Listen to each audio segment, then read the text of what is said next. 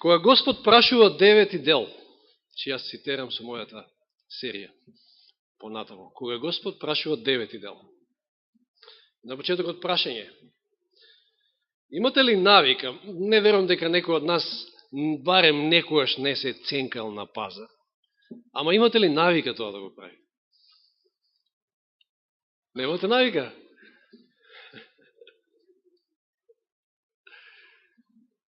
И јас немам, значи тоа е за мене странно нешто.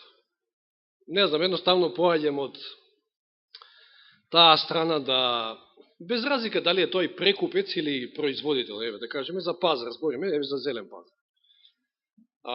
Некако, не знам, не ми дава срце, затоа што знам дека човекот се мачи, па сега, нели, излегол тамо, мрзне и сака и он да заработи нешто. Да некојаш случајно и не сакајки ми се случува да ми снижат цена, само затоа што ќе тргнам од тезгата кон друга, ама од причини што не ми се допаѓаат производите, ќе почнат да викаат по мене, ајде ќе ти спуштам, имав една прилика, тоа беше многу одамна на старата автобуска станица, значи каде што е сега Холокаустот. Продаваше човекот, Ром беше, некоја бормашина, не знам што беше тамо, нешто што не ме интересира, не ми требало. И ми нуди овака ми бутка со сила, јас не ми треба и се тргам, мислете за урок од една минута, немаше една минута, цената падна 50% дори на тоа што ми го нудеше, што и да беше. И сега се прашуваш кој знае колкава е вистинската цена. Или човекот се нашел на мака, па мора нешто да продаде, да извади нешто. Да, кога нешто вредно ќе добиете за помалку пари, знаете, ќе се направили добра сделка, добар договор со тој што ви продава. И ете, тоа ги тера луѓето и не е, мислам, ништо чудно. Не сакам да кажам дека тоа е нешто, не знам, злобно. Човекот си има право на такво нешто, но имале проблем со тоа и учениците на некој начин, имале проблем луѓето во Христово време, а поготово, да не зборуваме, па ако станало збор нешто за муфте, што вели Нихат, или што ја би рекол Гага, значи за муфти и за Гага, во состојба е човекот да го заобиколи цело Галилејско тамо езеро, за да го стигне пак Исуса од другата страна, затоа што може ќе добие пак уште некоја риба и леп. Се сеќавате нели на таа ситуација, како трчале околу езерото и го стигнале овој преку езеро, они од околу и го стигнале тамо на другата страна. Еден куп луѓе имало што го следале од корист. Лечел. Кој не сака да се исцели? Во ред, ништо лошо по тоа, нели? Но едноставно имало еден куп причини да луѓето тргнат по него. Значи од корист. Имал Исус проблеми со ваквите, но дури и учениците, што не е ништо чудно, имале некој сличен проблем, некако така ги гледале работите. Ние сме склони, сите работи некако да ги гледаме така во некоја таа призма. Дека видиме баш на што алудирам. Учениците почнале да гледаат и на царството и на спасението како на нешто на кое што нешто даваш, за да нешто треба да земеш, нели?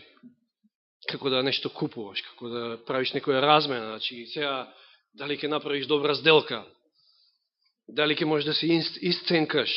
Да отвориме во Матеј 19 глава, иако ова не ми е сврштена темата, овде нема прашање. 19 глава Матеј. Знаете, после онаа средба на богатото момче со Исуса, Исус му рекол, продај се што имаш и тргни следи ме. И овој не го направил тоа, зашто што имал многу имот. И Исус ќе каже, што вели таму во 24 стих, од 24 стих читаме.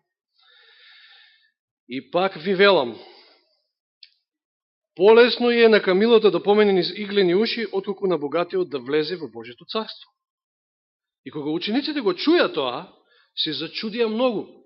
И што рекоа? Па тоа кој може да се спаси? Ако не може овој богатиот. Затоа што така мислеле тие. Кој може да се спаси?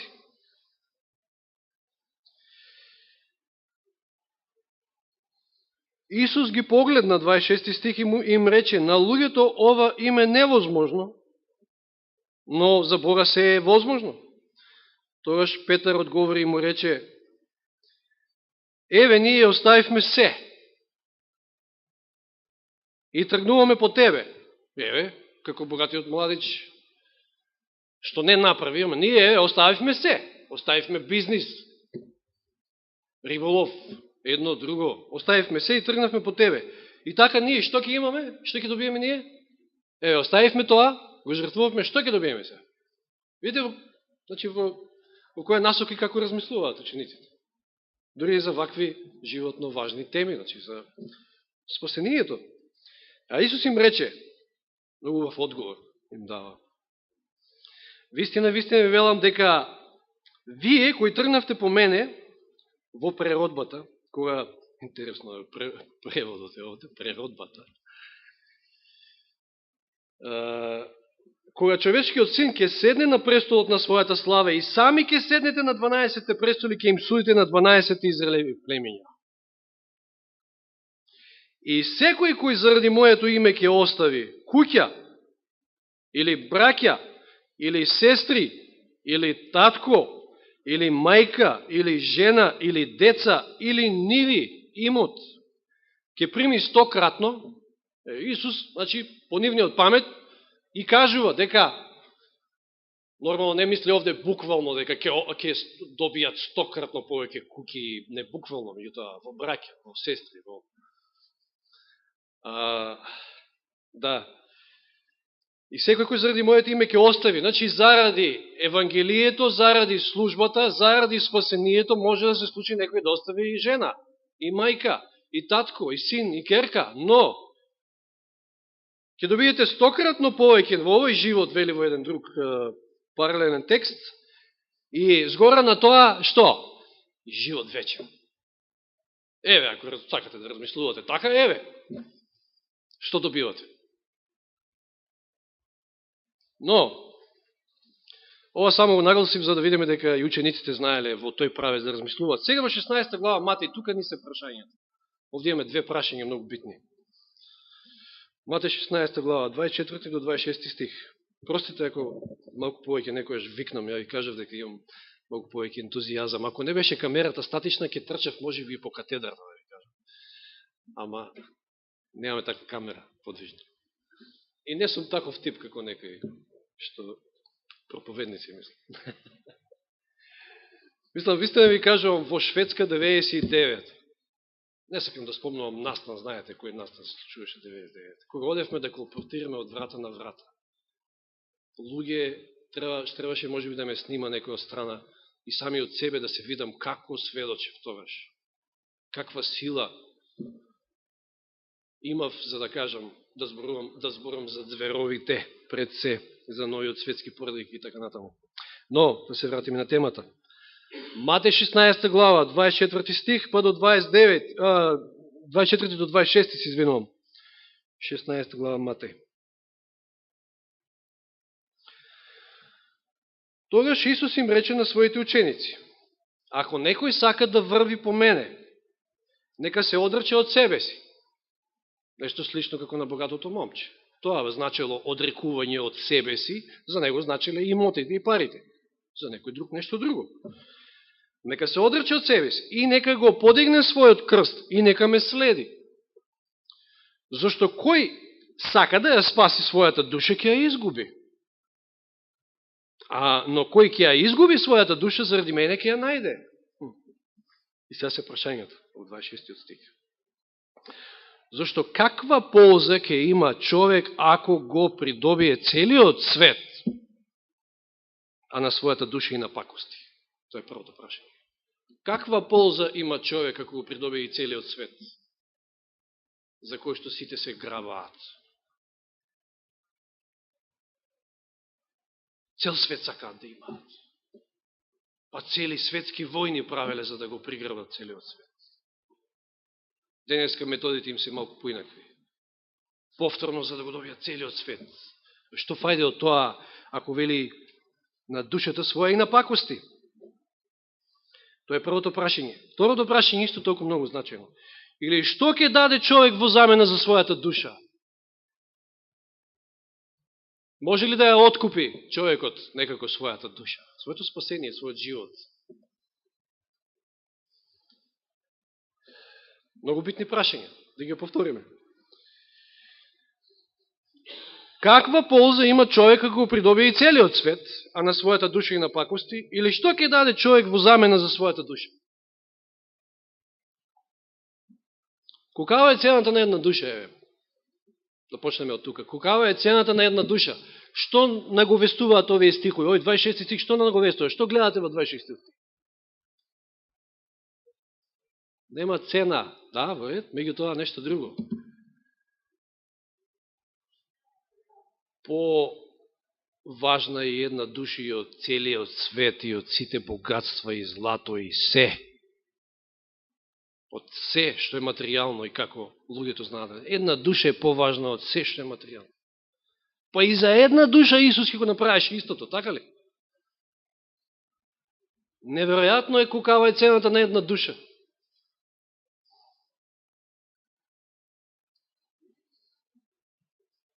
О, да, од друга страна, точно, си ја продаваат душата за бедни пари, за власт на ѓаволот. За слава. Знае тоа да се најде, да се прочита за некоја славна порано личност или еве ми доаѓа во мислите, баш читав за за Елвис Пресли. Тој преку ноќ за една година, значи од тамо обично едно селско момче, станува звезда, се прославува. Феномен, го викаат кралот на рок н ролот, како го викаат тамо, титула му дале. И што од тоа? Што од тоа? Живеј брзо, умри млад, така им беше девизат.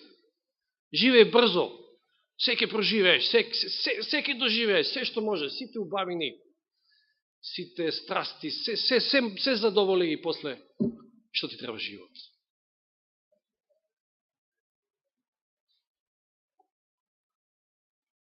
Но сепак и неговата душа, и нашето спасение е непроценливо. Затоа Господ и го направи тоа што го направи. Накратко само да отидеме до Матеј 13 глава.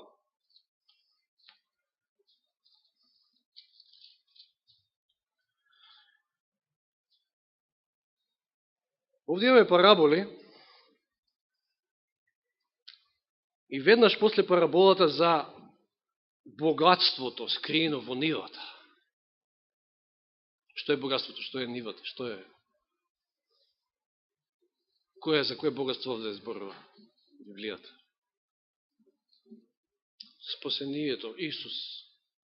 Библијата, како сакате, Божјата реч, тоа е богатството, тоа е непроценето богатство за кое што се продаваш, се оставаш и тргаш по него. Но, во следната парабола, која што значи и едно и друго, има двојно значење ова втората парабола за бисерот, читаме, значи, 45 и 46 стих, и пак Царството Небесно е слично на трговец кој бара убави бисери. Ако најде еден скапоцен бисер, оди и продава се што има и го купува. Овој бисер е Исус, но двојното, другото значење на параболата е кој е бисерот? Јас и ти, секој од нас, а трговецот е Исус, нашиот откупител, нашиот Господ, кој што оставил се за да го има тој бисер, мене и тебе, еден ден во Царството. Затоа што му фали, му недостасува. Таква е неговата љубов. Колкава е нашата цена, колкава е нашата вредност, ако некојаш паднете во некоја таква ситуација да сметате дека ете. Ве обезвреднуваат, луѓето ве вреѓаат, не ве ценат, не знам, малодушни сте и депресивни. Подсетите се на ова, во Господови очи вредиме. Не можат пари да се соберат толку. Еве, ајде, Може ли да пресметаме колку пари чини целиот свет да го има некој, да го купи? Колку пари чини цело Скопје да го купи некој? Па тоа се вртоглави бројки, а не зборуваме за цел свет. Тоа е вредноста и цената на една душа. Сега, може ли да дадеш нешто во замена за таа душа? Можеме ли јас и ти да дадеме нешто? Ако е токава вредноста, па и да можеме да дадеме, не можеме. Кај ќе ја најдеме таа цена да ја исплатиме? Можеме ли? Не можеме. Невозможно е. Денеска некои градат цркви, некои, прават, вакви дела, такви дела, сметајки дека на тој начин ќе ја искупат својата душа. Но, еве, Јов сватил како единствено можеме да се искупиме, преку нашиот искупител, преку неговата жртва. Нема пари, нема цена. Цело време во средниот век се манипулирало со простото мноштво и се полнила касата на тогашната црква, комшиската, поради тоа што така го учеле народот. Плати за да ти се прости гревот. Плати си го спасението, купи си го, со други зборови. Има ли нешто со што може да се купи душата, спасението, животот вечен? Нема. Псалм 49. Овие стихови би ги прочитал од ревидираниот превод. Овде се многу побави. Превод е подобар. 49 псалм од 7 до 9. Многу убави зборови. 49 псалм, се извинувам, или како реков, добро, 49 псалм, 7 до 9. Никој не може себе си да се искупи, ниту може човекот да му плати откуп на Бога. Перфектно. Што треба повеќе од ова? Никој не може себе си се искупи, ниту може човек да му плати откуп на Бога. Ниту цена за откуп на душата своја, бидејќи таа е превисока. И дури вели во следниот стих, дури да се мачи долго, да живее вечно и гроб да не види. Вечно да живеете и вечно да заработувате и вечно да исплакате и пак не можете да искупите вашата душа. Прекрасни зборови. Нема цена душата.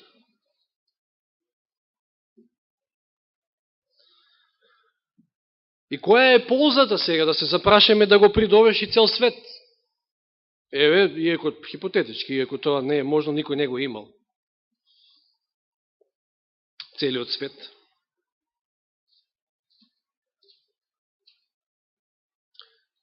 Јас не знам, сите оние кои што се желни за уживање, да се изнауживаат и да пробаат се на овој свет, зашто не го прашаат само Соломон?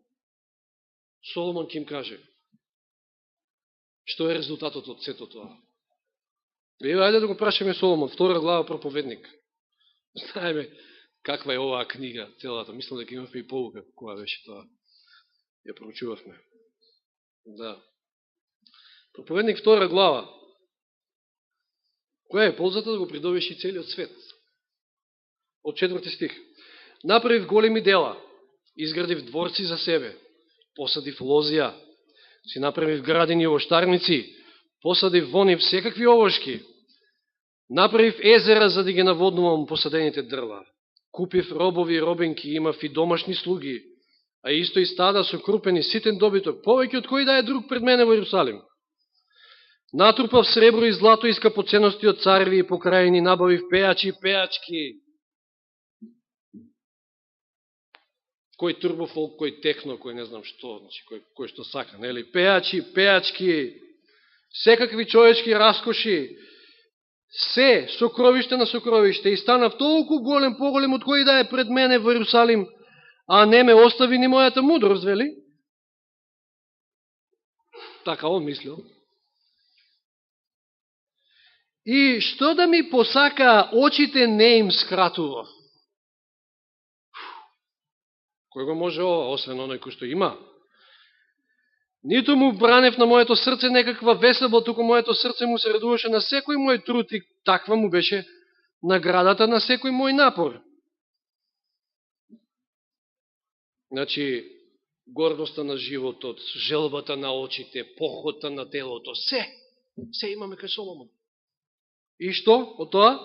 А тогаш ги разгледав сите своји дела, значи чекај малку, застане и разум, уклучи мозок, што викам. И што од сето тоа? И тогаш разгледав и сите своји дела, сите напори што ги вложив за да дојдам до нив, и ете, се е тоа суета и гонивета. И нема полза по сонцето.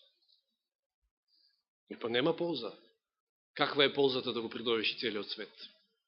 Прашете о Соломон. Сите уживања, се што има во него. Ништо, џабе ако ја изгубиш душата. И тоа е многу привремено, 10, 15, 20, 30, 50, 60, не знам колку. Викам 10 затоа што многу славни лица толку и живеат во таа своја слава и на крајот умираат. Брз живот. Живе брзо, умри млад, како што имаат некоја девиза, која што девиза веројатно им ја кажал гјавот, им ја шепнал на уво.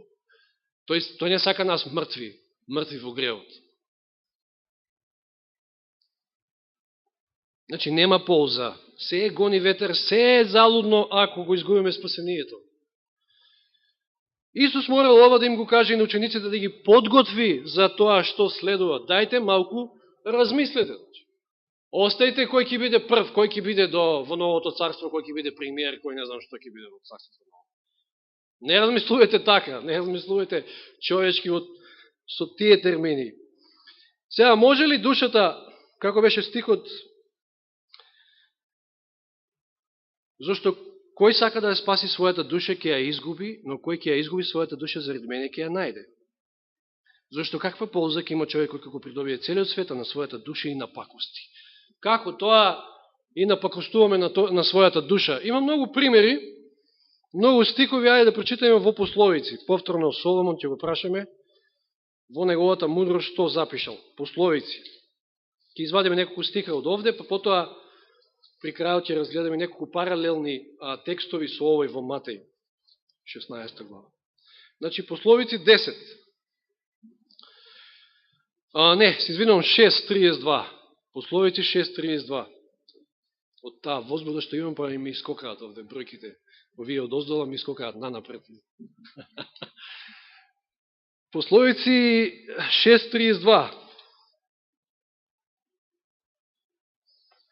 И така неразумен е оној кој се впушта со прелюбница, својата душа ја губи, кој прави така. Еве еден начин како ќе напакостиш на душата своја. 8.35.36 Пословици, значи тераме неколку стиха овде. 8.35.36 Зошто кој ме наоѓа мене, овде се мисли, се зборува на мудроста, ова позната глава Пословици 8, каде што дебатираат некои во поглед на тројството, нели? Ги користат овие стихови од 8 глава Пословици, но што вели овде? 8 глава Пословици 35 и 36. Зошто кој ме наоѓа мене? Кој ја наоѓа мудроста? Библијата, Божјата реч, Господа, како сакате? Го наоѓа животот и добива милост од Господа. А ако сгреши некој кон мене, значи, и пакости на својата душа, сите што ме мразат мене ја љубат смртта, секој што ја мрази мудроста, разумот, словото, Господа, тој ја љуби смртта и напакостува на својата душа. 15.32 Пословици. 15.32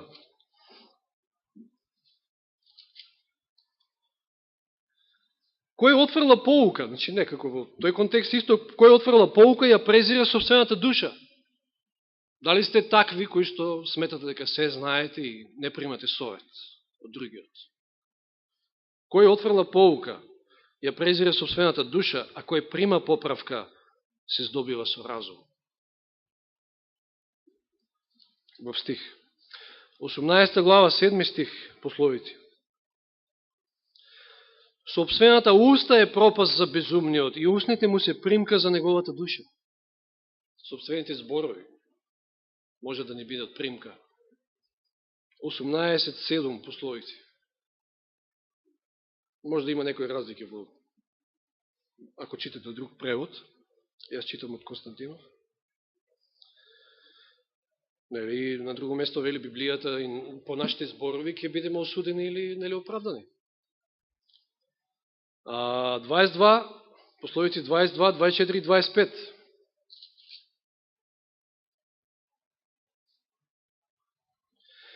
Не спријателувај се со гневлив и не оди со бесен човек, за да не свикнеш на неговите патишта и да не наместиш стапица за својата душа.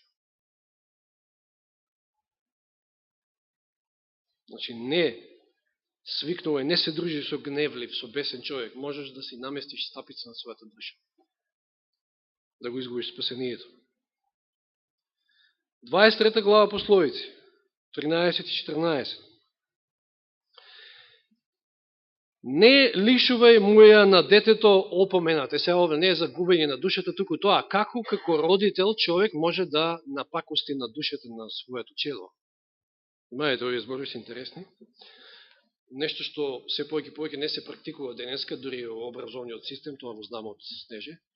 Мислам, сите вие го знаете, имате деца и праќате на училиште, дали е строго забранета е прачката, пазете. Не смеете да шамарате, ништо не смеете денеска. Попрво, они ке ве шамараат вас, како наставник. Што вели овде? Не лишувај муја на детето опомената, зашто ако го удриш со прачка, нема да умре. 23 глава, 13 и 14, двата последни. Го биеш со прачка, ама му ја избавуваш душата од пеколот. Тоа нешто се заборави. Ама тоа, знаете кој го наметнува? Се знае кој. Оние кој стои позади нив за да се изгубат што е можно повеќе души од младоста уште. Да. Ајде сега да прочитаме неколку паралелни текстови, односно први во Матеј 10 глава. Значи Исус во Матеј дури на два пати спомнува нешто слично. Матеј 10 глава. Овде ќе видиме како може исто да ја изгубиме душата, односно да си напакостиме на душата. Пазите.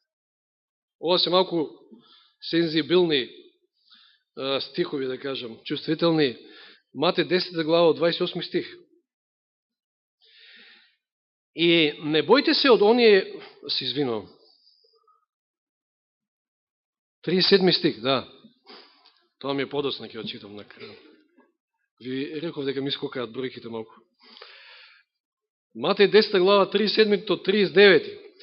Кој го љуби таткото или мајката повеќе од мене? Секавате што велеше Исус? Кој ќе го остави својот татко или својата мајка, или може да се случи тоа, ради вистината, ради Евангелието. И овде вели, кој го љуби таткото или мајката повеќе од мене, не е достоен за мене. И кој го љуби синот или керката повеќе од мене, не е достоен за мене. Не е ставена и жената, ама ја ќе ја ставам и жената. Тука и се друго може да се стави. И кој не го зема својот крст и не оди по мене, не е достоен за мене. Кој ќе ја најде својата душа, контекстот е истиот, ќе ја изгуби. Кој ќе изгуби својата душа заради мене, ќе ја најде. Како можете да ја напакостите на својата душа? Може ли вашиот син, вашата керка, вашата жена, и, односно, тоа што повеќе своите емоции, или не знам како да кажем, внимание ќе го свртите кон нив, сакајќи да им удоволите, или не знам што, може да се случи да си напакостите на својата душа. Фала на Бога за многу верни семејства тука што имаме, и тоа е многу поинаква ситуација, меѓутоа имаме ситуација која што има поделени. И сега, син ли е, керка ли е, жена ли е, може да посака се едно нешто. И не е едноставно, значи, може заради, јас имам, може да посведочам на тоа како доаѓале на масичка маж и жена, и сега имало ситуации кои што жената ќе ја привлече материјалот, ќе застане мажот ја влече, или обратно.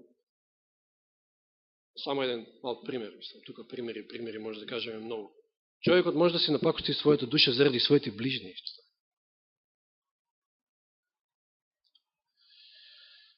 Значи, никој, со други зборови, не е повреден од спасението. Никој не е повреден. Сетите се колку е вредна вашата душа. Лука 9 глава. Паралелен е овој текст на оној во Матеј 16. Затоа и Да видиме што имаме тука како додаток. Нешто малку по-обширно од она што го кажал Матеј, па тука да видиме што исто така може да биде причина за губење на душата. Лука 9 глава од 23 до 26. И на сите им зборуваше: ако некој сака да оди по мене, нека се одрече од себе си и нека го земе својот крст секој ден. Ова е многу битно, ова е додадено овде, проширено. Секој ден треба да го носиме својот крст. Може би сте имале прилика да кажете некојаш, јас сум го кажал истото, ќе ви дојде онака, нешто ќе зовриете и ќе речете: да не бев христијанин. Да можев само 5 минути само да го тргнам тоа настрана. Ние некојаш го паркираме својот крст како колите, ќе ги паркираме, ќе оставиме крстот и чекай сега. Не може така, не иде така. Или го носиш крстот, или секој ден. Сваќате што сакам да кажам, не паметни сте, не сакам да... На сите им зборуваше: ако некој сака да оди по мене, нека се одрече од себе си, нека го земе својот крст секој ден и нека ме следи. Зашто кој сака да ја спаси својата душа, ќе ја изгуби. А кој ја изгуби својата душа заради мене, тој ќе ја спаси. И сега внимавајте.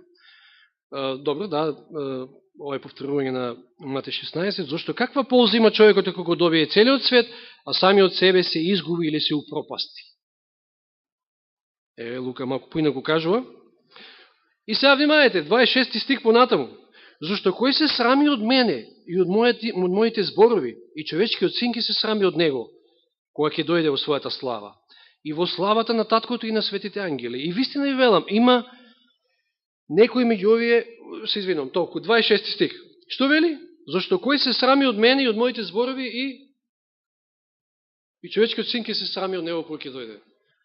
Срамот од проповедање на Евангелието, тоа да кажете вистината, може да ви упропасти душата. Така ли или не? Што вели Павле во Римјаните 1.16? Зашто јас не се срамам од Евангелието. Вистински христијанин не се срами, тој сака да ја сподели таа добра вест со луѓето. Може би немаме сила, немаме Дух Свети, ама срам не смее да постои. Ние гледаме денеска, живееме во време кога се срамиме да настапиме под името кој што си го имаме. Зашто настапуваме по други имења, на друг начин?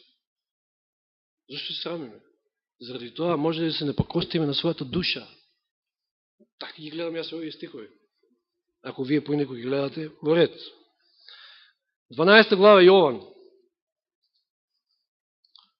24 до 26. Вистина, вистина ви велам, ако пченичното зрно не падне во земјата и не умре, останува само, а ако умре, донесува многу плод. И дека е ист контекстот, го читаме 25-тиот. Кој го люби својот живот, ќе го изгуби, а кој го мрази својот живот на овој свет, ќе го запази за вечен живот. Ако некој ми служи мене, нека ме следи. Каде сум јас, таму ќе биде мојот слуга. Ако некој ми служи мене, мојот татко ќе го почитува и него. Значи, потребно е умирање. Треба да умреме за своето јас. Треба да умреме за овој свет, за уживањата. Ова е проширеното што Јован ни го дава малку, како додаток на сето она. Ако не умреме за своето јас, тогаш секако дека ќе и напакостим на својата душа. А оној кој умрел, нели е оправдан од гревот, вели таму Павле во Римјаните. 6 глава баш зборува на таа тема, како ние треба да умреме, да се раснеме со Христа. И на крајот Матеј 10 глава.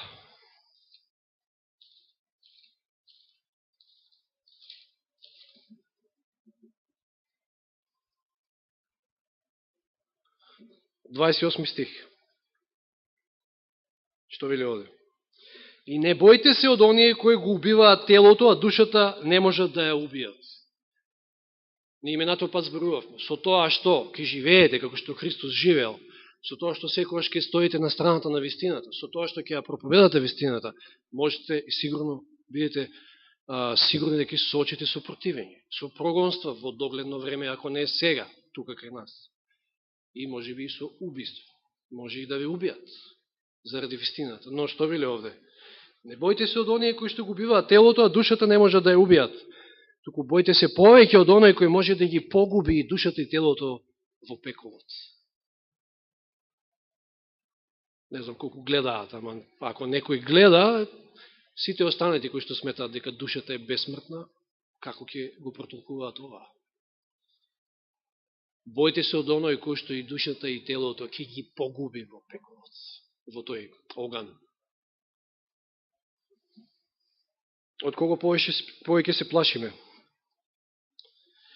И дури натаму, едно храбрување да прочитаме од 29 стих понатаму. Не се продаваат ли две врапчиња за асари?